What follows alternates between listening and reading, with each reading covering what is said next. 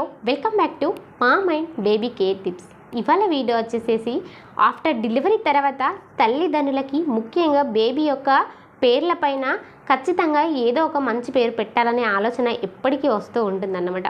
So ఈ వీడియోలో ఏ నుంచి డి వరకు కూడా కొన్ని బేబీ బాయ్ పేర్లు వాటి అర్థాలు కూడా చెప్పడం జరుగుతుంది. సో ఇందులో మీకు ఏది నచ్చినా కూడా మీరు పెట్టుకోవచ్చు.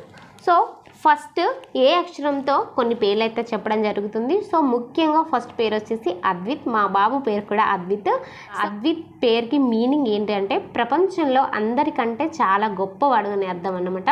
సో మేము చాలా సర్చ్ చేసి ఈ పేరు పెట్టడం అయితే జరిగింది.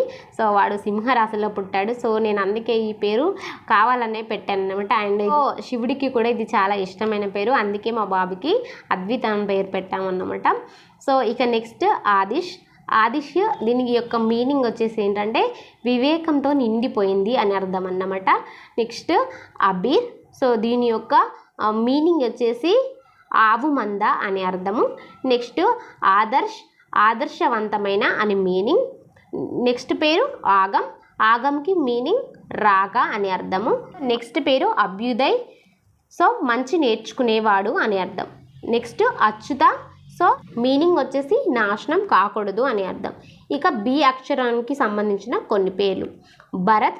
దీని యొక్క మీనింగ్ కోరికలతో నిండిపోయింది అని అర్థము. నెక్స్ట్ భవిష్ యొక్క మీనింగ్ భవిష్యత్. నెక్స్ట్ భార్గవ్ యొక్క మీనింగ్ మంచి వివేకవంతుడు అని అర్థం అన్నమాట. ఇక నెక్స్ట్ బాలమురళి. దీని మీనింగ్ వచ్చేసి యంగ్. ఇక సి అక్షరంతో కొన్ని పేర్లు. చైతన్ తెలివి చాలా ఎక్కువగా ఉంది అని అర్థం.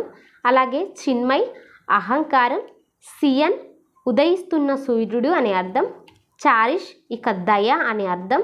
చార్విక్ తెలివైన వాడు అని అర్థం. చంద్రగుప్త అంటే ప్రాచీన రాజు.